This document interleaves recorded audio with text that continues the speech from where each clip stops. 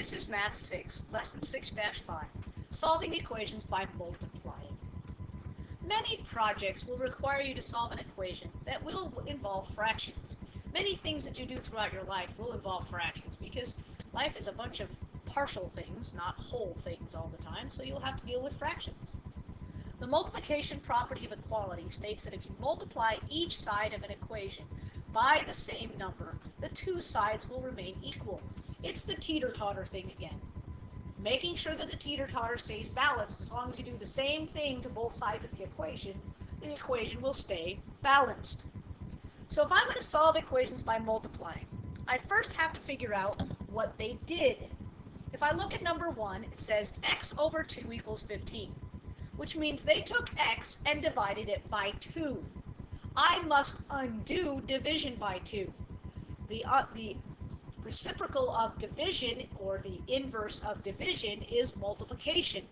So I need to take each one of my equations, and I need to take my equation and multiply it by 2. If I multiply the left side by 2, I need to multiply the right side by 2. Notice how on the left side the 2's will cancel out. They'll each become a 1. So I will end up with x on my left-hand side, and 15 times 2 is 30.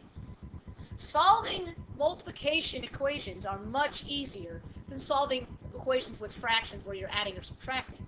So here I get x equals 30. I need to check my answer. Remember to check your answer. You put your number in for your variable and do whatever it tells you to do. So it wants to know, is 30 divided by 2, is that 15? Well, yes, 30 divided by 2 is 15, so 15 equals 15. This checks. Something that you need to know. X over 2 means x divided by 2. The same thing can be written as, x divided by 2 is the same thing as saying 1/2 times x. We talked about that. That's multiplying by the reciprocal. 1/2 is the same as dividing by 2. If I take half of 4, I get 2. If I take 4 divided by 2, I get 2. So taking a fraction of something is the same as multiplying, multiplying it by 1/2 is the same as dividing it by 2. So 1/2 times x is the same as saying x over 2. So 1/2 x is the same thing as saying x divided by 2, which is going to be very important a little later on in this lesson. So let's take a look at problem number 2. It says n divided by 6 equals 12. Well, what did they do to n? They divided it by 6. How do we undo division by 6? We multiply by 6. Please do it the way that I'm showing here. If I do something to one side of the equation, I must absolutely, positively, every single solitary time, do it to the other side of the equation. Otherwise, the teeter-totter doesn't stay balanced. If you only show it to one side of the equation, you are incorrect. You must show it being done to both sides of the equation. On the left-hand side, the 6's cancel out, leaving you with 1 times n, which is n. On the right-hand side, you get 12 times 6. 6 times 12 is 72. So I get n equals 72. I'm going to check it. So I have 72 divided by 6. Does that equal 12? Well, 6 into 72. I know it does, but some of you probably should check your... Yes, it does. So that checks. Number 3 says c divided by 3 equals 14. How do we undo division by 3? We multiply by 3. So if I multiply the right-hand side of the equation by 3, the left-hand side by 3, I must multiply the right-hand side by 3. On the left, the 3's will cancel, leaving me with c. 14 times 3, 3 times 4 is 12. 3 times 1 is 3, plus 1 is 4 is 42. So now we can check it. We want to know, is 42 divided by 3 equal to 14? So 42 divided by 3. 3 goes into 4 once. 3 goes into 12 4 times. Yes, it does equal 14. Therefore, it checks. Checking your problems when you're solving equations is critical.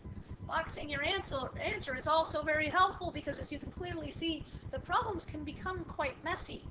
You need to know what you're doing. Now, if I have 7/8 times x equals 42, I need to solve this equation. 7/8 x is the same thing as saying 7x over 8. They mean exactly the same thing. 7/8 x is the same thing as saying 7x over 8. They mean exactly the same thing, and once you can start to visualize that, that will become helpful. So what did they do to x? They multiplied x by 7/8. How do I undo multiplication by 7/8? I have to divide. I have to divide by 7/8. And we remember that division is the same as multiplying by the reciprocal. Because we have to divide, we're not going to do this. That's not what we do in math. We don't do that. Okay? In order to divide by 7/8, we're going to multiply by the reciprocal. So I'm going to multiply by 8 over 7. So if I do something to one side of the equation, I must do it to the other side of the equation. On the left side of the equation, 8 goes into 8 one time, 7 goes into 7 one time. I'm left with 1 times x, which is x. On the right side of the equation, 7 goes into itself once, it goes into 42 6 times. 6 times 8 is 48 over 1, which is just 48. Now we can check this. To check it, it says 7/8 times x, which was 48 over 1. Does that equal 42? Okay, well, let's think about this. Does 8 divide into 48? Yes, it does. 8 cancels itself once. 6 times 8 is 48. 7 times 6 is 42. 42 equals 42. This checks. You can clearly see that multiplication equations with fractions are easier to deal with than addition and subtraction problems, equations with fractions, because you don't have to get common denominators. Number 5 says 3/4 m equals 2 2/3. So in order to get m by itself, I must multiply by the reciprocal, but before I do that, I look at the right-hand side and go, I probably should change that to an improper fraction. So I'm going to rewrite my entire equation. I'm going to say 3/4 m equals 3 times 2 is 6, plus 2 is 8, 8/3. Now, when I want to get m by itself, it's multiplied by 3/4, so I need to divide it by 3/4, which is also known as multiplying by its reciprocal of 4/3. So I'm going to multiply by the reciprocal of 4/3. By doing that, 4 goes into itself once, 3 goes into itself once, and 1 times m is m. M gets all by himself the way he likes it. On the right-hand side, there is nothing that cancels out, unfortunately. So we just multiply straight across the top. 8 times 4 is 32. Straight across the bottom, 3 times 3 is 9. 9 will go into 32. Let's see, 9 times 4 is 36, so it's got to be 9 times 3, which is 27. 32 minus 27 is 5, so this becomes 3 5/9. If you need to do this down here, by all means, do 32 divided by 9. That's 3 times, that's 27. 2, 1, 12, 5, 3 5/9. Okay, we should check this problem. We should check every problem. So we need to know 3/4 m is equal to 2 2/3. So 3/4 times 3 5/9. Does that equal 2 2/3? This is our check. Okay, so 3/4 times 9 times 3 is 27. 27 plus 5 is 32. 32/9. Okay, does that equal 2 2/3? Well, let's find out. 3 goes into itself once, it goes into 9 3 times. 4 goes into itself once, it goes into 32 8 times. I have 8/3, which equals 3 6, 2 2/3, which equals 2 2/3. So it checks. Last problem up here. 1 3/5 p equals 3 8/9. I think I will change that to a mixed number to an improper fraction on both sides to start with. 5 times 1 is 5, plus 3 is 8, so I have 8/5 p equals 9 times 3 is 27. 27 plus 8 is 35, so I have 35/9. So to get p by itself, I must divide by 8/5, because they multiplied by 8/5. Dividing by 8/5 is the same as multiplying by the reciprocal of 5/8. So I'm going to multiply by 5/8. These will all cancel, leaving me with p. Nothing cancels out. I'm so discouraged. So I'm going to have to do 35 times 5. 9 times 8 is 72. So I know my denominator is 72. 35 times 5. 5 times 5 is 25. 5 times 3 is 15. Plus 2 is 17. So 175 70 seconds. So 72 divides into 175. Oh, let's see. I know 3 times would be 210, so we're going to have to go with twice. 2 times 2 is 4. 2 times 7 is 14. That's 1. That's 31. So 2 and 31 70 seconds.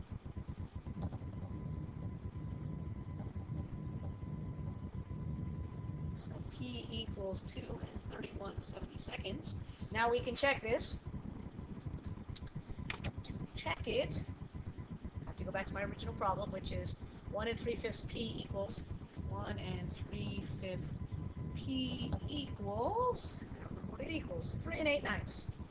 3 8/9. So I'm going to check this problem to see if I am correct or not. So 1 3/5 P, and I got P as being, if you remember, I got P as being 2 and 31 70 seconds. So 1 3/5 times 2 and 31 over 72 is supposed to equal 3 8/9. Let's see if it actually does. 5 times 1 is 5 plus 3 is 8, so 8/5 times 72 times 2 is 144 plus 31 is 175, so 175 over 72 is supposed to equal 3 8/9. Okay, well 5 goes into 175, thank goodness for that. 5 goes into 17 3 times. And it was 25 left over, so 35 times. 8 goes into 72 9 times, so we have 35 ninths. And 39 ninths equals, 9 goes into 35 3 times. 3 times 9 is 27. 35 minus 27 is 8 ninths. It checks because these are the same. Let's take a look at writing some equations. This is the harder part. Having to understand how to write an equation.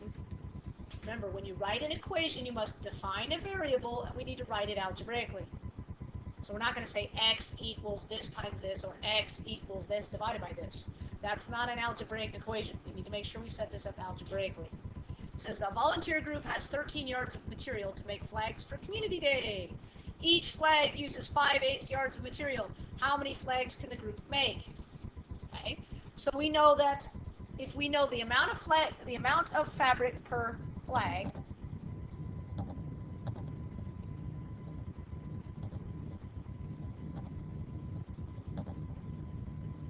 multiplied by the number of flags, should equal the total amount of fabric. Okay, that much we should know. What are we asked to find? How many flags?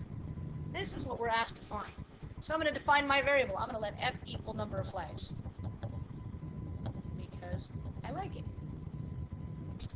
Okay, so f equals the number of flags. It says the amount of fabric per flag. Each flag uses 5/8 of a yard of fabric. So the amount of fabric per yard is 5/8 times the number of flags. We don't know that, so we're going to say that's f, equals the total amount of fabric we have, which is 13 yards. So here's our equation. 5/8 f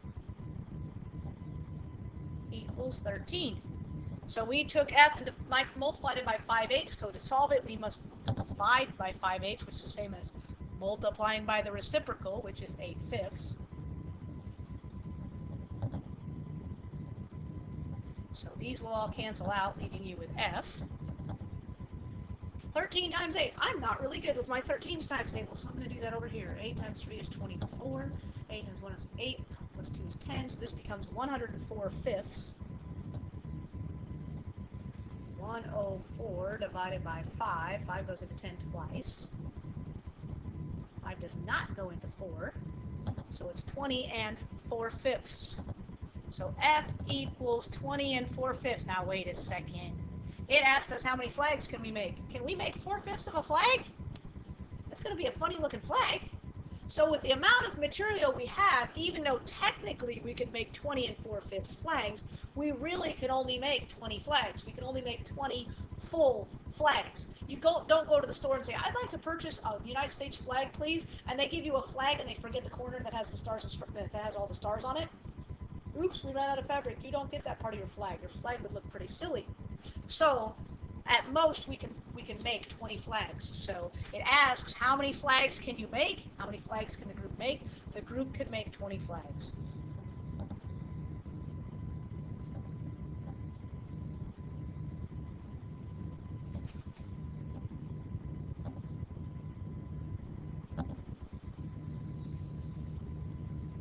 So there we have it. We defined our variable. That would be right here. I'm going to highlight some stuff here. We defined our variable. We wrote our equation. We solved our equation, and we wrote our answer in a complete sentence. Those are the three things that I always look for besides the word. Can you define your variable? Can you write it in as an equation? And did you answer it in a complete sentence? Last question. May Lee worked 7.5 hours and earned $150. What amount did she earn per hour? Ooh, it's kind of like babysitting. You're babysitting. You babysat for 7.5 hours and made $150. You're rich. How much did you make per hour? Was it good wage? Not a good wage. Let's figure it out. Okay. So, since it's asking us what did she earn per hour, let's let that be our variable. Okay. Let's let X equal the amount she earned per hour.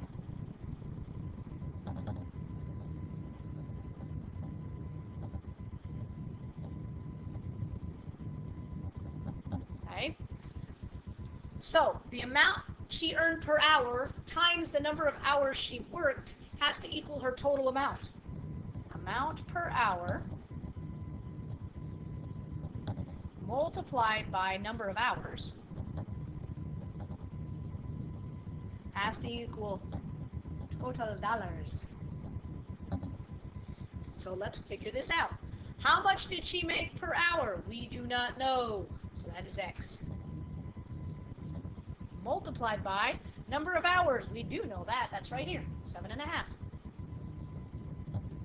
Equals the total. We also know that. That's 150. Okay, so let's straighten and neaten up this equation a little bit. Instead of X times 7.5, let's make it 7.5X equals 150. So there's our equation. 7.5X equals 150. Let's change our 7.5 to an improper fraction. 2 times 7 is 14, plus 1 is 15. So 15 halves equals 150. Oops, that's 15 halves. X, don't forget your variable. I did. Okay, so 15 halves X equals 150. To solve for X, I have to multiply by the reciprocal because I'm dividing by 15 halves, which is the same as multiplying by 2 over 15. Notice how neatness does count. That leaves us with X. 15 divides into 150 10 times. 10 times 2 is 20. So, you earn $20 an hour. That's pretty good money. You earned $20 per hour. That's really good money for babysitting. Especially if it's only one child. If it's 10 children, that's not very much money. That was $2 per hour per kid. But if it was only one kid, you made a lot of money. And this is solving equations involving multiplication.